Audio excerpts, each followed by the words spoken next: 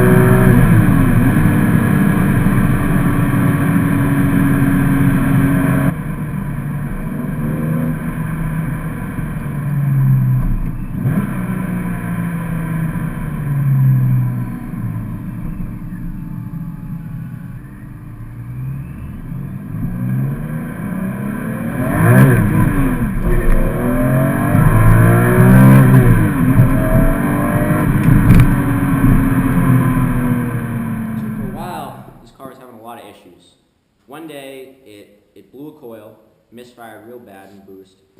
So we ripped into it. It had a cylinder 2 misfire. So we did the cylinder 2 coil, and we replaced that spark plug.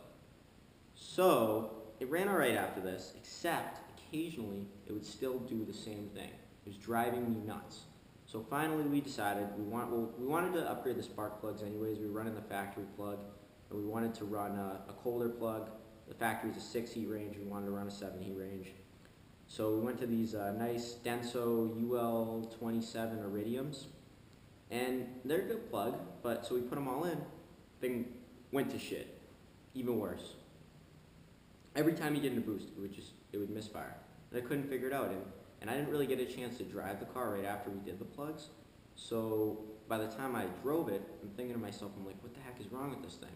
For a long time, we kind of chased some issues with no real result. At one point, I thought I fixed it. It drove really well, and then finally, again, it did it one more time, and I was like, shit, that was it. So, and it was a very confusing problem because it wasn't really throwing any reasonable check engine lights. It was like exhaust gas temperature, Vanos, late valve, like all kinds of weird shit. The whole thing didn't make sense. So finally, time goes on, we put the car away, it's sitting for a little while, kind of forgot about it, we messing with some other cars, we have a lot of cars here, and it's just really too much to deal with, frankly. So, so this car kind of took a backseat for a while, it just sat in storage, and finally, one day, I was online, and I was reading a post, I came across a forum post on m3forum.net about a guy who was having spark blowout in his turbo E46 M3. So now this started to make me think. This guy went on to write in his post that the problem was he was running the factory plug gap and he was getting the spark blowout.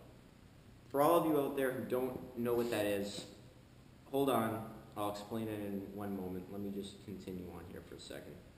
So I'm thinking to myself, well, that's interesting. It started to make me think a little bit. So I said, I should really check those gaps. So I pull out all the plugs and I check them, and sure enough, it was bad. It was real bad. You can see here, this is what the plug gaps were on each cylinder, and this is what I changed them to. So now you can see I changed all of them pretty precisely to about 25 thousandths. Now, to put this in perspective, the correct plug gap for a factory engine is 0.032. And as you can see here, these were all gapped to, what, 0.037, 0.038? I mean, anybody can see this isn't right. And needless to say, I don't really know what happened, how it ended up that way, how we screwed up, but it just really sucked because all this time we're chasing issues, and it was something we caused ourselves. Sucks. So now, I want to touch on a little bit, and I'll explain what I was saying about the importance of spark plug gap. Spark plug gap is an extremely, extremely important thing in an engine. Now, it's not as important in a naturally aspirated engine. It still is, but it's not as important. Usually a naturally aspirated engine can accept somewhere in the 30s. But when you start adding boost to an engine, it makes it much harder for the spark, so to say, to jump the gap. So alright, so here's a spark plug, right? So here you can see there's a ground strap and there's an electrode.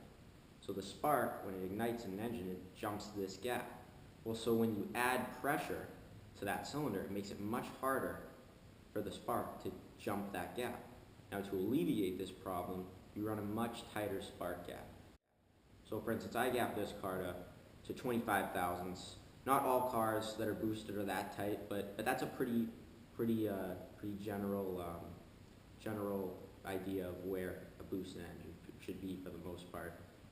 I mean, in this, the crazy part is this engine's not even running a lot of boost. 8 pounds of boost is only 0.5 bar. That's not a lot. But as you can see, I mean, it was just totally messing this thing up. Every time it would get into boost, it would just misfire, and we were like, ah, shit. Like, I mean, I couldn't get the freaking thing to run right. It was awful. All along, it was just this simple, self-caused problem, basically. So sometimes cars are a little, these problems can be a little bit simpler than we're thinking. You start overthinking something and you try a million things and they don't work, and in reality it was just a simple thing that we actually caused ourselves, for instance, in this case. And so it just goes to show that you really have to take a lot of care and detail when you do things. You know, most people probably wouldn't even think that spark plug gap is that important, but it's crucial for how this car runs. So there you have it, guys. Check your spark plug gap. Make sure that shit's straight. Until next time, life's too short to drive boring cars.